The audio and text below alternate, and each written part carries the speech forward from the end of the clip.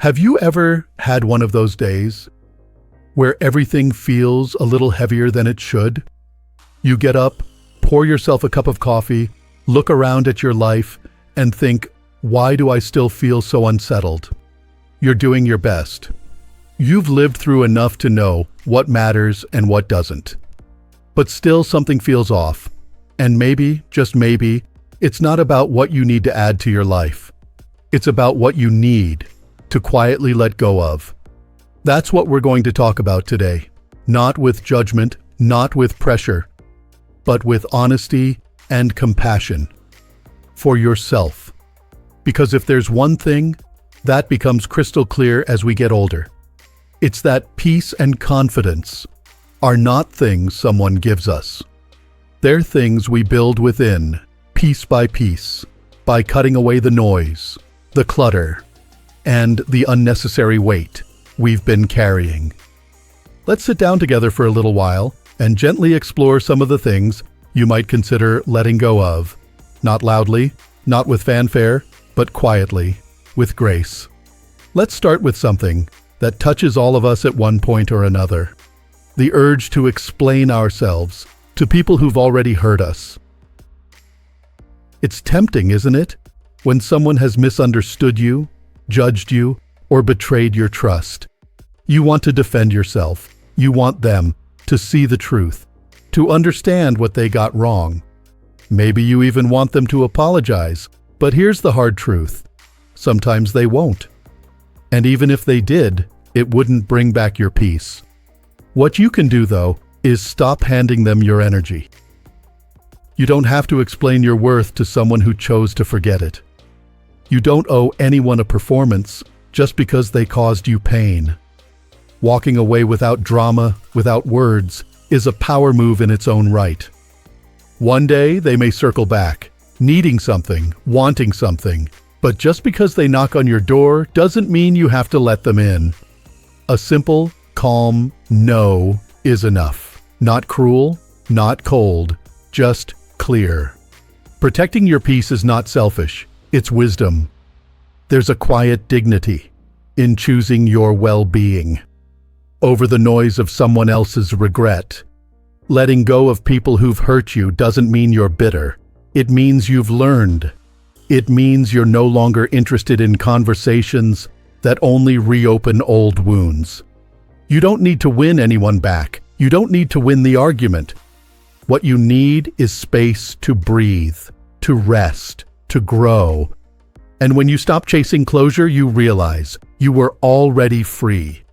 And while we're talking about things we no longer need to chase, let's talk about goals.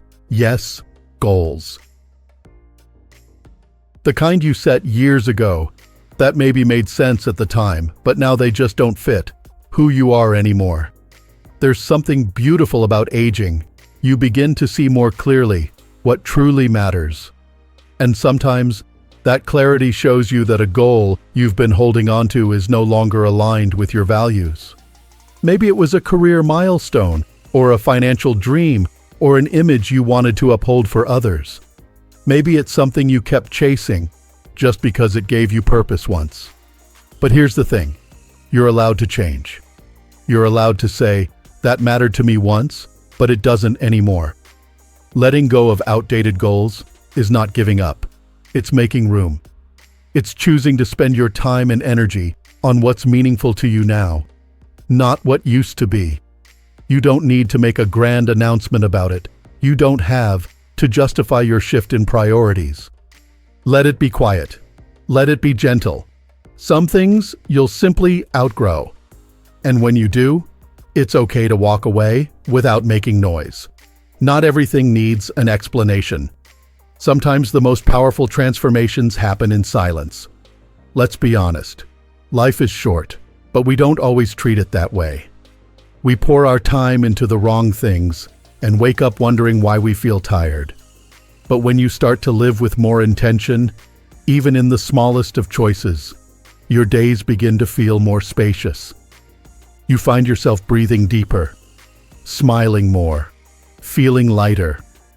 And all it took was the courage to release what no longer belongs. Now here's something that often goes unnoticed, but it can quietly eat away at your peace like nothing else. Oversharing after a relationship ends. When a friendship breaks down or a romantic relationship comes to an end, we sometimes feel the need to talk about it, to explain, to vent. Maybe we think it helps us heal, but the truth is, when we repeatedly go over the details, especially with others, it doesn't always bring healing. Sometimes it keeps the pain alive. There's a certain sacredness in privacy. The moments you shared with someone, good or bad, were once part of something intimate. Even when that connection ends, the wisdom you gained from it doesn't have to be turned into gossip or justification. You can carry it quietly, reflect on it deeply, and move forward with grace.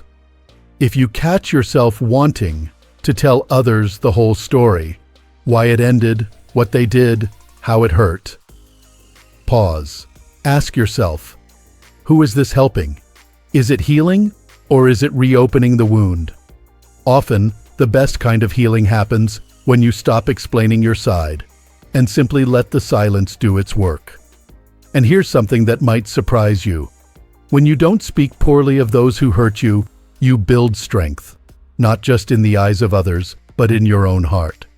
You prove to yourself that your dignity matters more than your need to be understood.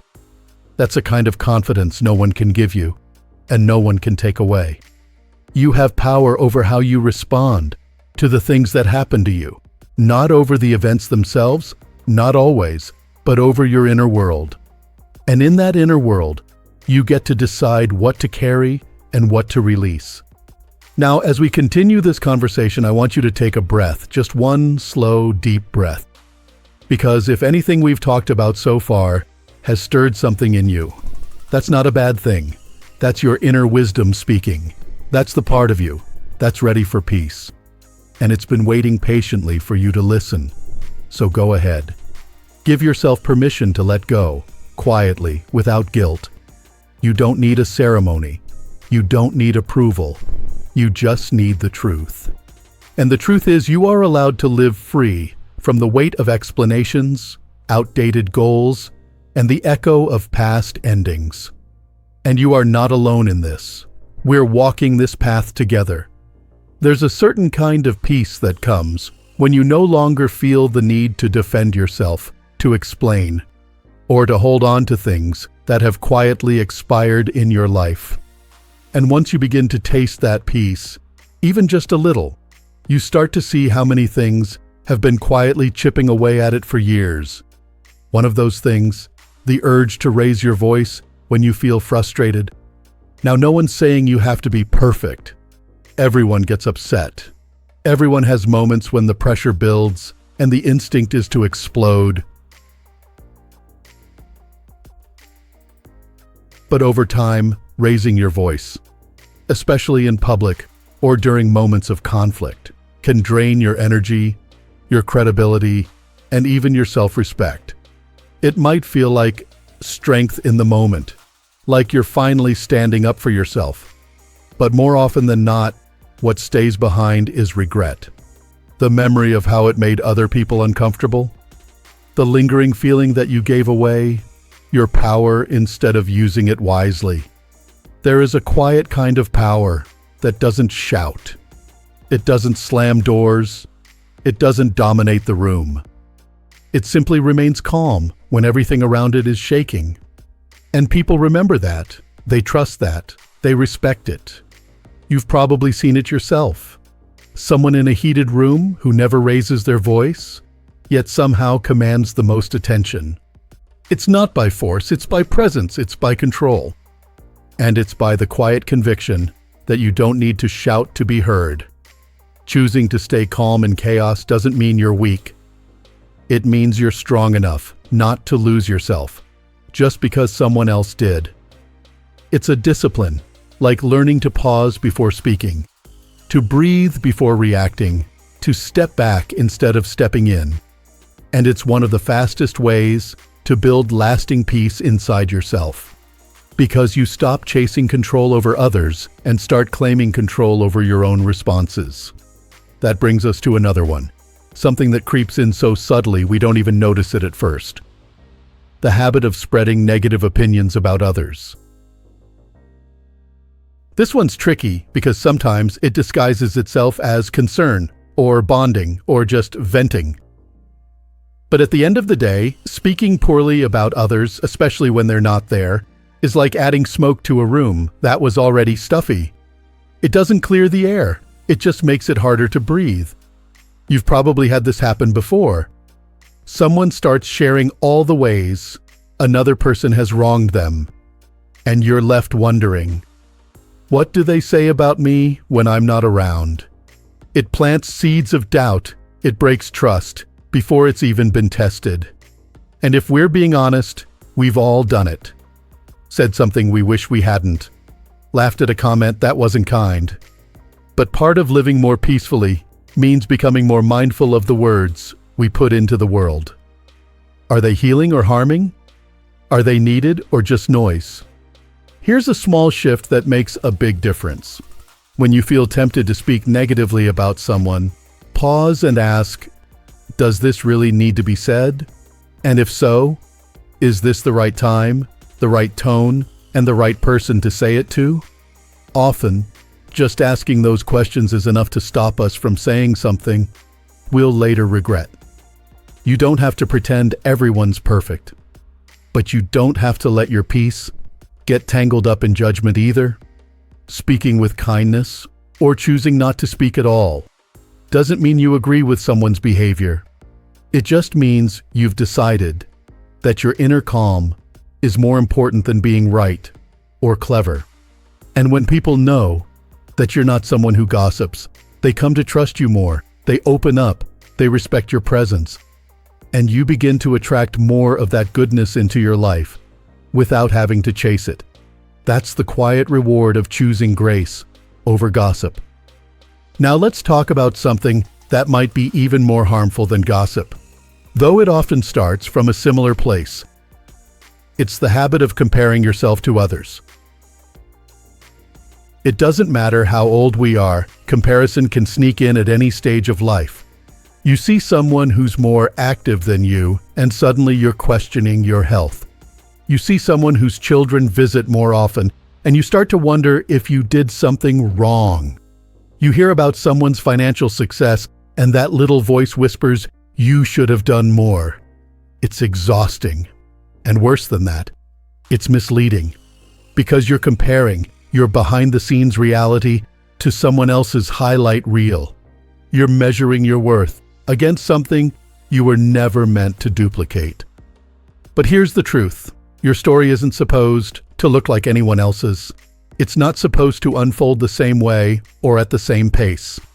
You've overcome different challenges, you've made different sacrifices, you've experienced different joys. That's what makes your life valuable.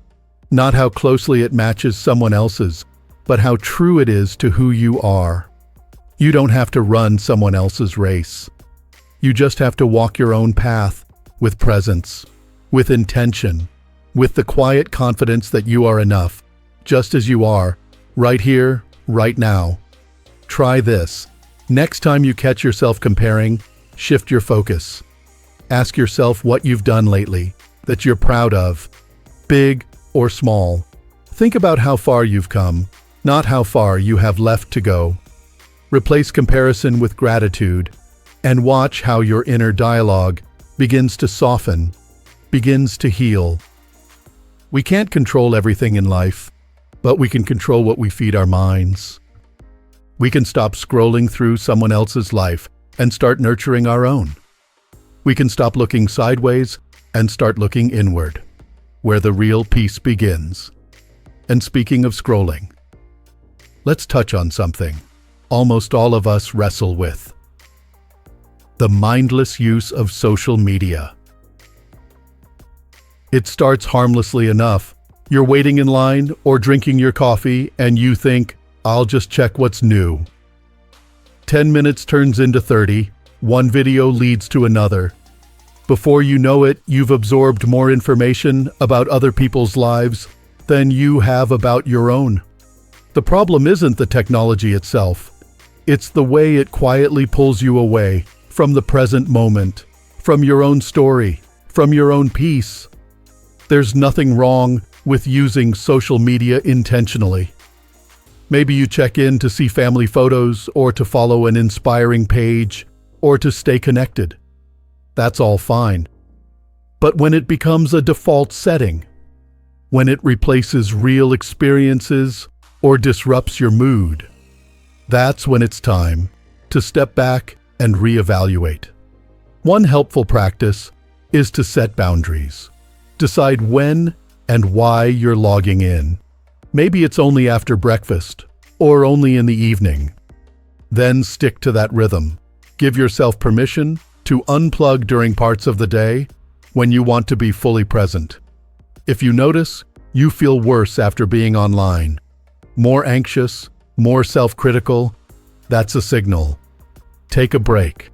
Turn your attention to something grounding. A walk outside, a phone call with a friend, a chapter of a good book.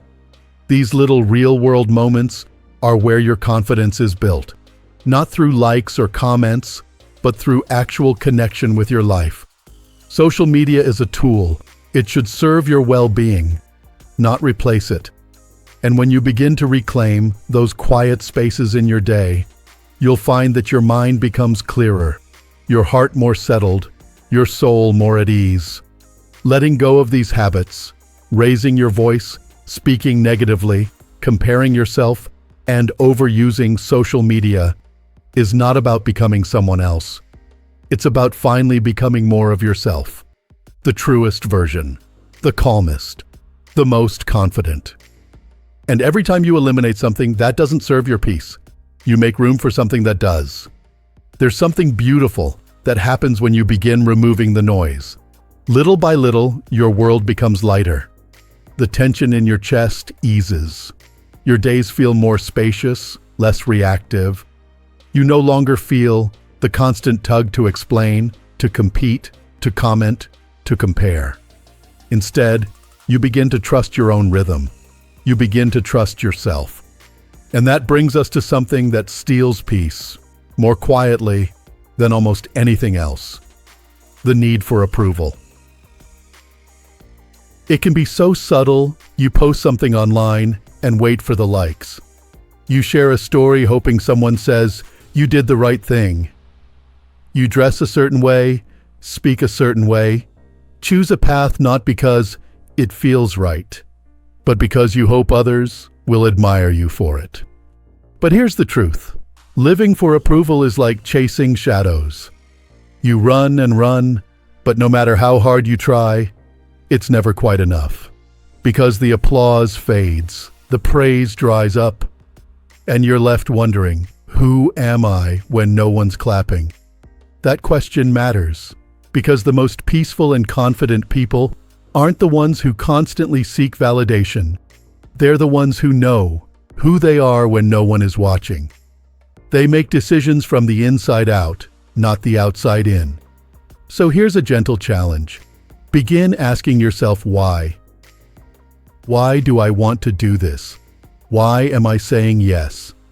Is it because it aligns with my values? Or because I want to be seen a certain way? There's no shame in wanting to be liked. We all do. But you don't need to betray yourself in the process. Approval can't replace peace. And the more you trust your own voice, the less you'll need to borrow the voices of others to feel worthy. Start noticing where you seek permission and ask yourself if you really need it. Chances are you don't. Let's talk now about a close cousin of approval seeking: perfectionism. On the surface, perfectionism looks like ambition. You want things to be right, you want to do your best, and there's nothing wrong with that. But perfectionism isn't about doing your best. It's about fearing that your best will never be enough. It's that voice in your head that says, don't even try unless you can do it flawlessly. It's the delay that comes before every creative idea every personal project, every hard conversation. Because you're afraid it won't come out exactly how you imagined. It's exhausting. And the worst part? It often keeps you from even starting. But here's something freeing to remember. Your life is not a performance. You're not here to be flawless. You're here to be real, to be present, to be human. When you let go of perfection, you make space for growth, for learning, for surprising yourself. You get to try things just for the joy of trying, not for the reward of being the best. And that's where confidence really begins to take root. Not in being perfect, but in being okay with being imperfect. Try this. The next time you hear that perfectionist voice telling you, "Don't mess it up," respond with, "It's okay if I do." Because messing up isn't the enemy. Not trying at all is. Every mistake you've ever made taught you something. Every imperfect moment brought you closer to who you are today. You don't need to erase the mess. You just need to make peace with it. Which brings us to something that traps so many people, especially in this phase of life. Unrealistic expectations. We all had dreams, ideas about how life would go. Maybe it was the kind of family we'd have, the career we'd build, the places we'd visit. And sometimes life lives up to those dreams, but often it doesn't. Maybe your children turned out differently than you imagined. Maybe your health threw you some surprises. Maybe you did everything right and still ended up feeling like something's missing. That can be painful, but it's not the end of the story. The truth is, unrealistic expectations create unnecessary suffering. They make us feel like we've failed when we haven't. They convince us that something's wrong when really life is just being life. Letting go of these expectations isn't about giving up. It's about loosening your grip. It's about making peace with what is, so you can fully experience the goodness in front of you, not just mourn what didn't happen. When you release the story of how things should have been, you open yourself to the beauty of what is. You stop fighting the past and start flowing with the present. You start noticing the little joys, a morning breeze, a phone call, a memory that makes you smile. That's where life happens, in the here and now, not in the imagined perfect. And now we come to the final thing. It's one that seems harmless, even entertaining, but it's more corrosive than most people realize. I'm talking about gossip. At first glance, gossip looks like bonding, sharing stories, feeling connected, but underneath, it chips away at trust. It turns people into characters in a drama, and slowly, it changes how we think. Instead of looking for understanding, we start looking for flaws. Instead of giving people grace, we judge from a distance. But here's what's important. Gossip doesn't just hurt the person being talked about. It hurts the one who speaks it. It takes up mental space, it clouds your view of the world, it pulls you into negativity that has nothing to do with your own journey. And most of all, it distracts you from your own growth. Because every minute you spend talking about someone else's life is a minute you're not investing in your own. So what do you do when someone tries to pull you in? You can listen without feeding it. You can change the subject. You can smile and stay silent. You don't need to make a scene. You just need to make a choice. When you stop gossiping, you create a space of safety, both for yourself and for others. People begin to trust that you're someone who holds space, not judgment. And that trust? That's a form of peace that runs deep. Now, as we near the end of this time together, take a moment to breathe. You've just walked through a lot, quietly, gently, but deeply. And maybe you saw yourself in a few of these things. Maybe you've been holding on to habits, expectations, people, or patterns that no longer fit the person you're becoming. That's okay. We all do. But now you know. Now you've got the awareness. And that awareness is the first step toward real peace, real confidence. Remember, this isn't about being perfect. It's not about rushing. to fix everything overnight. It's about listening to the part of you that's ready for something different, something quieter, something truer. So here's what I'd love for you to do. If something in this video resonated with you, one idea, one sentence, one feeling, let us know in the comments. Let it be your way of saying, I'm ready. Ready to release, ready to live lighter, ready to trust yourself again. And if this conversation spoke to you, go ahead and like this video and subscribe to the Strong Elderly Life channel. This is where we share real wisdom, not fluff, real support, not noise. We're in this together. Here's to fewer explanations and more freedom, to fewer expectations and more joy, to fewer comparisons and more self-respect, to a life where peace isn't something you chase. It's something you live, because you deserve that. And it's never too late to begin. Here's to living your best life, at any age.